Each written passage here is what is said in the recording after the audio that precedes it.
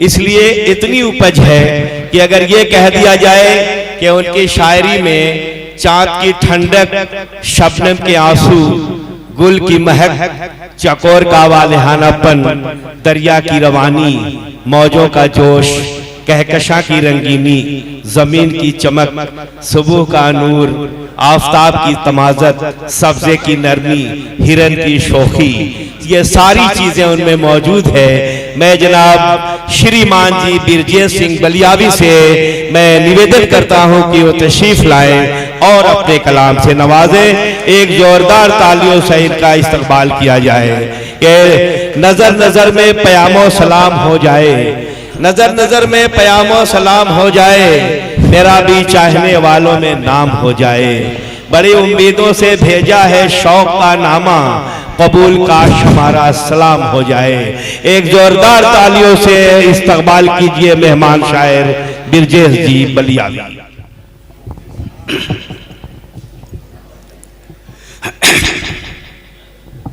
आज के इस खूबसूरत कार्यक्रम की अध्यक्षता कर रहे परम आदरणीय अध्यक्ष महोदय, हाँ थोड़ा शांति बनाए, और आज के इस खूबसूरत कार्यक्रम का आयोजन करने वाले परम आदरणीय सलमान घोषवी जी, शैलेंद्र प्रताप यादव जी, और आज इस हाल में उपस्थित सभी विद्वज्जन, मंच पर विराजमान कविगण, शायर और शायरा, कवित्री, धरती की आधी आबादी का प्रतिनिधित्व करने वाली सामने बैठी हुई नारी शक्ति, तमाम लोगों का मैं नाम तो नहीं जानता, दो एक का नाम जानता हूं। घोषी से डॉक्टर अकमल जी आए हैं, राजीव सिंह जी आए हैं। आप सबको मैं इस अदब की महफिल में सलाम पेश करता हूं। जिनको मैं नहीं जानता हूं आप सबको मैं सलाम पेश करता हूं। आइए कुछ बातें आपके सामने मैं रखता हूं कविता के रूप में। एक बात मैं कहूंगा कि देखिए, कविता वो चीज होती है जो कुछ संदेश देती है और लगे कि ये संदेश जीवन में उतारने के लायक है, तो वो संदेश आप जीवन में उतारिए। और मेरे साथ तो कार्यक्रमों में एक घटना ऐसे घट जाती है, वो आज भी हो गया, जब हास्य का कवि पढ़ लेता है, कोई शायरा पढ़ लेती है, उसके बाद जब नंबर आता है तो कितना मुश्किल होगा आपको अपनी तरफ खींचने में, तो आप समझ रहे हैं। फिर भी आइए कोशिश करता हूं। पहले मैं 4 पंक्ति पढ़ देता हूं, फिर अपनी बात पे आता हूं कि कवि हूं, कविता पढ़ने आया हूं, हर दिल में मोहब्बत भरने आया हूं। कवि हूं, कविता पढ़ने आया हूं, हर दिल में मोहब्बत भरने आया हूं, मगर मोहब्बत भरने और कविता पढ़ने से पहले मऊ की धरती को नमन करने आया हूं। मऊ की धरती को नमन करने आया हूं। और ये बहुत बहुत धन्यवाद। पर्यावरण के ऊपर ये कार्यक्रम है।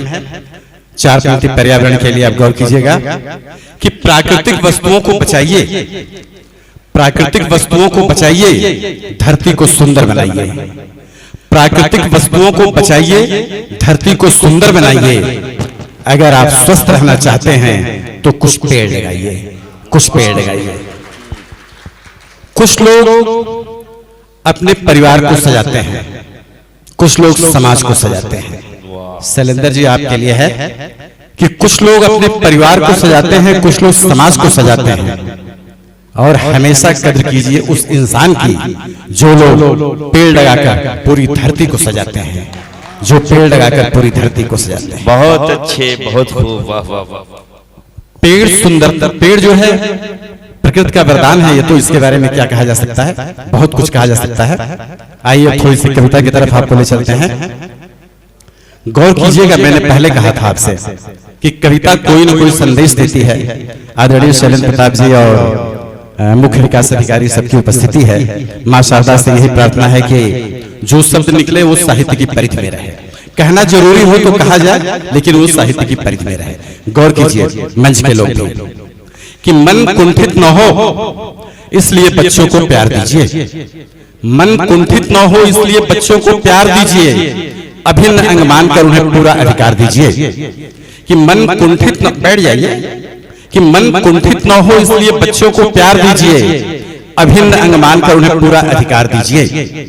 और हर माँ बाप से मेरी गुजारिश है बस एक प्यार और अधिकार के साथ साथ बच्चों को संस्कार दीजिए, बच्चों को संस्कार दीजिए। बहुत अच्छे, बहुत खूब। अध्यक्ष महोदय, लगता है कि सवाल तो उठता है मन के अंदर कि संस्कार कहाँ है ला करके बच्चे में डाला जाए। मुझे लगता है कि संस्कार कहाँ से आता है वो मैं बताने का प्रयास करता हूँ। मैं ये नहीं कह रहा हूँ कि मैं बिल्कुल सही ही कह रहा हूँ कि संस्कार यहीं से आता है। I am not sure of it कि जो मैं कह रहा हूँ वही सही, लेकिन मुझे जो लगता है वो कह रहा हूँ। गौर कीजिए कि संस्कार कोई वस्तु नहीं जो बिकती हो दुकानों में, और खाने की ये चीज नहीं जो मिलती हो पकवानों में।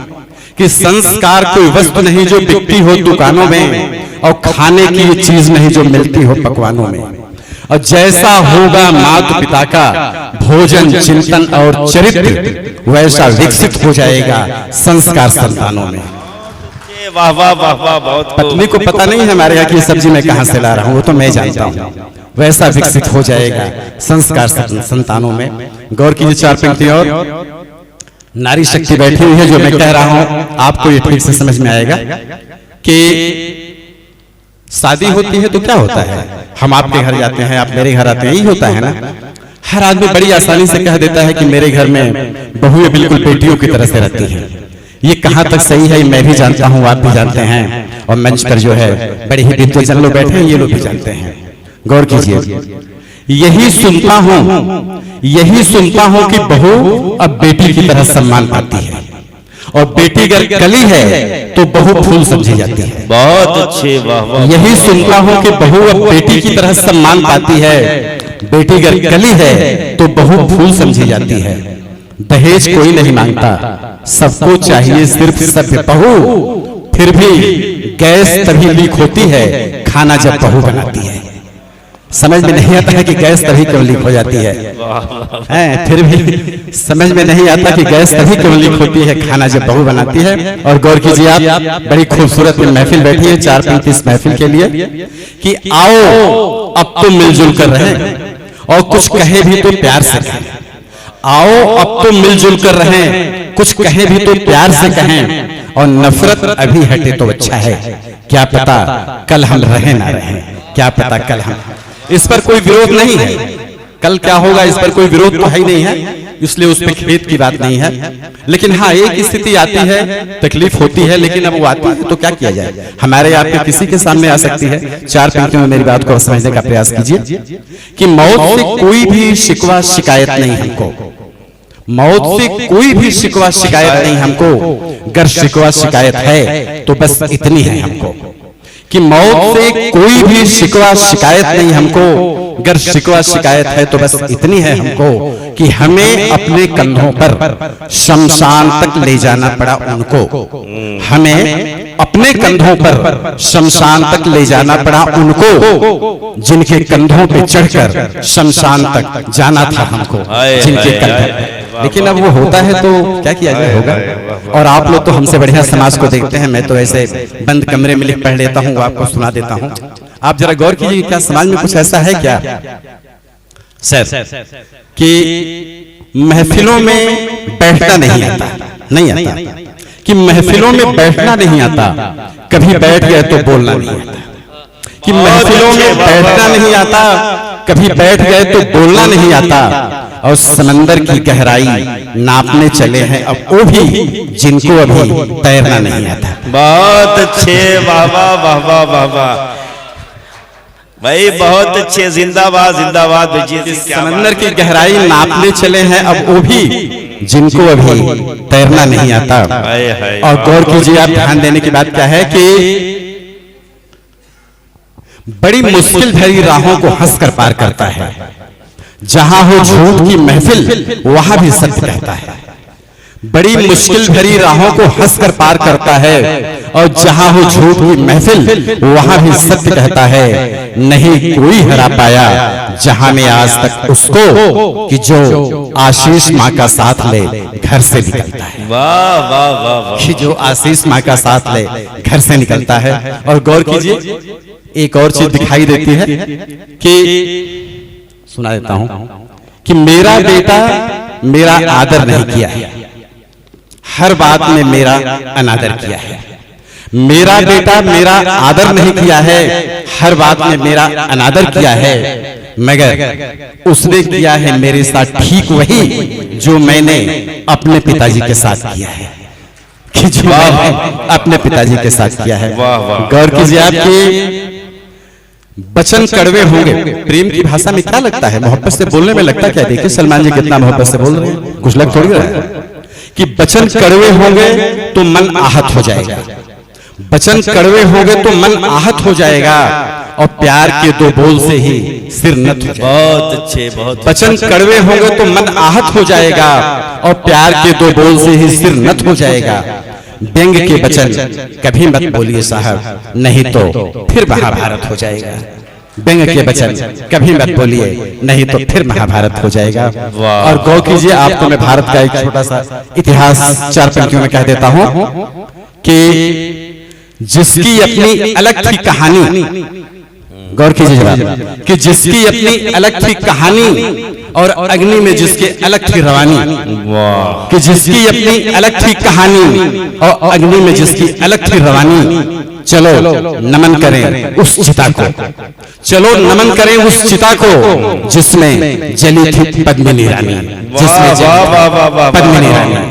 बहुत अच्छे, बहुत अच्छे। गौर की 4 पंक्ति आप अभी और की, मुश्किलों से मत घबराइए, हालात को बस समझते जाइए, मुश्किलों से मत घबराइए, हालात को बस समझते जाइए, और अपने पांव का कांटा अगर निकलवाना है तो पहले दूसरे के जख्मों पे मरहम लगाइए, पहले दूसरे के जख्म पे मरहम लगाइए। और गौर कीजिए, आप 4 पंक्ति और की, बहुत जल्दी हट जाऊंगा, 4 पंक्ति और गौर कीजिए कि समाज में जो देखता हूं वही कहता हूं, आपको नहीं कह रहा हूं, जो देख रहा हूं वो कह रहा हूं कि झूठ को सच कह देंगे लोग, न जाने क्या क्या रच देंगे लोग, कि झूठ को सच कह देंगे लोग, न जाने क्या क्या रच देंगे लोग। और बहुत अच्छे भाई, वाह वाह वाह वाह वाह वाह, कि झूठ को सच कह देंगे लोग, न जाने क्या क्या रच देंगे लोग, और हमेशा छुपा के रखो अपने जख्मों को, नहीं तो उसे खुरस देंगे लोग, बहुत नहीं तो उसे अच्छे। आइए तो एक और शेर सुना के हटता हूं, एक और शेर सुना देता हूं कि एक छोटी सी कविता में 1.5 से 2 मिनट का सुना के हटता हूं। देखिए समाज में एक गलती हो रही है, अब पता नहीं आज भी वो गलती हो रही है कि नहीं, मैं जानता तो नहीं। आप लोगों में अगर कोई व्यक्ति वो गलती कर रहा हो तो मेरी गुजारिश है कि वो गलती न की जाए, देश बड़ा लंबा है, गलती नहीं होनी चाहिए। और एक बात मैं और कह दे रहा हूं, जिस गलती की मैं बात कर रहा हूं उसमें इस पुरुष समाज की गलती तो है, लेकिन उस गलती को होने में नारी समाज का भी हाथ है, क्योंकि नारी समाज अगर जिद कर जाए कि नहीं ये गलती मैं किसी भी हाल में नहीं होने दूंगी, तो मुझे नहीं लगता कि किसी पुरुष के बस का है कि वो गलती कर दे, चाहे दबे मन से न चाहते हुए किसी मजबूरी बस नारी समाज भी उस गलती में हाथ तो दे ही रही है, गलती उसकी भी है। मैं उस गलती पे आता हूं सीधे, आप देखिएगा कि कविता है 2-2.5 मिनट की, गौर कीजिए गलती क्या हो रही है, दोनों तरफ से हो रही है कि जब तुम बेटी का वध गर्भ में कर देते हो तो उसके साथ अन्याय हो जाता है। हाँ, जब तुम बेटी का वध गर्भ में कर देते हो तो उसके साथ अन्याय हो जाता है, तुम्हारी ममता का अपमान हो जाता है, बेटों की तुलना में बेटियों का अनुपात घट जाता है, परिवारों का ढांचा बिगड़ जाता है, समाज में दुष्कर्म बढ़ जाता है, राष्ट्रीय स्तर पर समस्याएं आ जाती हैं। इतना ही नहीं, प्रकृति का नियम भी छिन्न भिन्न हो जाता है। बेटी जब गर्भ में आती है तो तुम निराशा का भाव व्यक्त करते हो, भ्रूण हत्या की बात करते हो, ऐसा क्यों करते हो? आखिर ऐसा क्यों करते हो? बेटी तो फूल में लाली है, बाबुल के गुलशन की हरियाली है, माँ बाप का प्यार है, आत्मा की पुकार है, सृष्टि का सम्मान है, ईश्वर का वरदान है, दो कुलों की पहचान है, दो कुलों की पहचान है। बेटी अगर धरती पर नहीं आएगी तो भाई की कलाई पर राखी नहीं बच पाएगी, बारात नहीं आएगी, कन्यादान की रस्म नहीं हो पाएगी, पुरुष को जीवन संगिनी नहीं मिल पाएगी, और वंश रेखा स्वतः मिट जाएगी, आगे चल करके स्वतः मिट जाएगी। रामकृष्ण गौतम अगर अद्भुत है तो सीता सबरी अनसुईया भी अद्भुत है, सूर तुलसी कबीर की तरह से मीरा अद्भुत है, अर्जुन और भीम अगर शक्ति के प्रतिबिंब हैं तो पन्ना और पंचाली भी शक्ति के प्रतिबिंब हैं। देवव्रत ने अगर गंगा के प्रवाहित जल को रोक दिया तो सावित्री ने भी यम का नियम बदल दिया। लक्ष्मी ने रणकौशल दिखा दिया। क्यूरी, कल्पना, सुनीता विलियम ने विज्ञान की ऊंचाइयों को छू दिया। मदर टेरेसा और फ्लोरेंस नाइटिंगेल ने अनोखा काम कर दिया। पीटी उषा और मैरिस्टरी ने तो इतिहास रच दिया। इंदिरा और बेनजीर का आज भी कोई विकल्प नहीं, अर्थात बेटियां बेटों से कम नहीं, अर्थात बेटियां बेटों से कम नहीं। इसलिए बेटी को धरती पर लाओ, उनको सूरज चांद दिखाओ, सृष्टि में ईश्वर का वचन निभाओ, अपनी ममता का सम्मान बढ़ाओ। बेटी को गर्भ में मारने का विचार कभी मत बनाओ, कभी मत बनाओ। बहुत अच्छे, बहुत अच्छे। नहीं वो बोल, हाँ